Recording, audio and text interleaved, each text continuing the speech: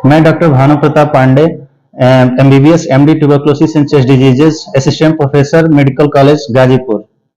TB basically जो tuberculosis होता है दो तरह का होता है, एक जो फेफड़े को इन्वॉल्व करता है और एक फेफड़े के अलावा दूसरे ऑर्गन्स को इन्वॉल्व करता है। तो जो फेफड़े को इन्वॉल्व करता है वो हमारा बेसिकली एयरबॉर्न डिजीजेस ट्रांसफर होता है, ये कम्युनिकेबल होता है, एयर के थ्रू एक आदमी से दूसरे आदमी को फैलता है। और इसमें टीबी के रोग को फैलने के लिए तीन चीजों पे डिपेंड करता है। एक तो हमें ये जो पल्मोनरी ट्यूबरक्लोसिस है, फेफड़े का टीबी है, ये इन्फेक्शन किससे मिल रहा है, इस पे डिपेंड करता है कि हमें कितनी इजीली हो जाएगा। ये सोर्स ऑफ इन्फेक्शन पे डिपेंड करता है। जैसे हमारे पास कोई भी ट्यूबरक्लोसिस के पेशेंट्स होते हैं तो उनकी हम बलगम की जांच कराते हैं, तो कुछ उसमें हम बलगम की जांच में जो पॉजिटिव पाए जाते हैं तो उनको जो टीबी के इन्फेक्शन होते हैं उनको ट्रांसफर करने की जो कैपेबिलिटी होती है इन कंपेयर टू जो निगेटिव होते हैं बलगम की जांच पे, उसमें ज्यादा होती है।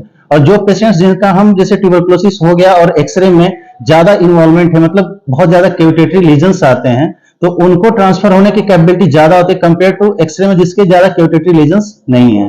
तो दूसरी चीजें होती हैं कि ये इन्वायरमेंट पे भी डिपेंड करता है। अगर हम जहां ट्यूबरक्लोसिस के पेशेंट्स के कांटेक्ट में आते हैं, अगर वहां पे हमें एयर जो रूम का एयर है वेंटिलेटेड, प्रॉपर रूम वेंटिलेटेड है, तो वहां पे हमें इन्फेक्शन के चांसेस बहुत कम होते हैं कंपेयर टू जहां पे वेंटिलेशन ज्यादा नहीं है। तीसरी चीजें ये होती है कि हम उस पेशेंट्स के जो भी ट्यूबरक्लोसिस का पेशेंट्स हैं उनके हम कांटेक्ट में कितने ड्यूरेशन तक रह रहे हैं। अगर ज्यादा ड्यूरेशन तक हैं तो चांसेस ज्यादा होते हैं कंपेयर टू कम ड्यूरेशन तक हैं। तीसरी चीजें ये होती हैं कि हमारी ये अपने इम्यूनिटी सिस्टम पे डिपेंड करता है कि हम जिसके कांटेक्ट में आ रहे हैं हमारा इम्यून सिस्टम कैसा है। अगर हमारा इम्यून सिस्टम बेटर है तो हमें इन्फेक्शन के चांसेस मिलने, इन्फेक्शन तो होंगे लेकिन एक्टिव टीबी डिजीज होने के चांसेस जो होते हैं वो कम होते हैं।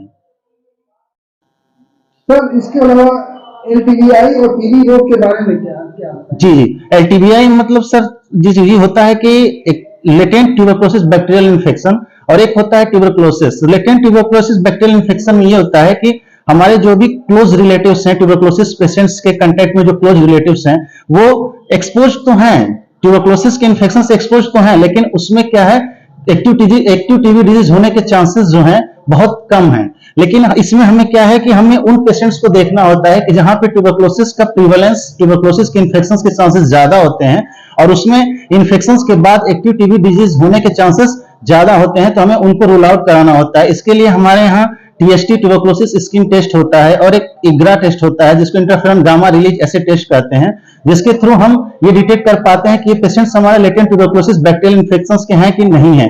और इसके एक्टिव डिजीज में कन्वर्जन के लिए जिसमें प्रेवलेंस ज्यादा है लेटेंट ट्यूबरक्लोसिस बैक्टीरियल इन्फेक्शन से एक्टिव टीबी डिजीज में कन्वर्ट होने की, उसके लिए हमारी रेजिमेंट थेरेपी भी है, ट्यूबरक्लोसिस प्रिवेंटिव ट्रीटमेंट भी हम लोग देते हैं। तो इसलिए लेटेंट ट्यूबरक्लोसिस बैक्टीरियल इन्फेक्शन का जानना हमें बहुत जरूरी है।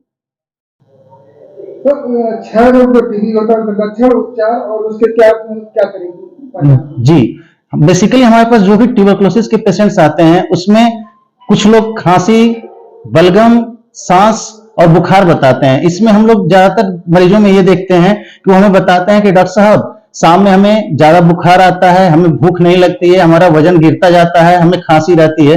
कभी कभी कुछ मरीजों में चीजें ये सब न मिलने के बावजूद चुपचाप बस उसमें ये बता देते हैं वो लोग कि हमें बुखार आ रहा है, बहुत दिनों से बुखार आ रहा है, 1 महीने से बुखार आ रहा है। हम उनका एक्सरे कराते हैं तो उसमें हम ट्यूबरक्लोसिस के लीजन्स हमें मिल जाते हैं।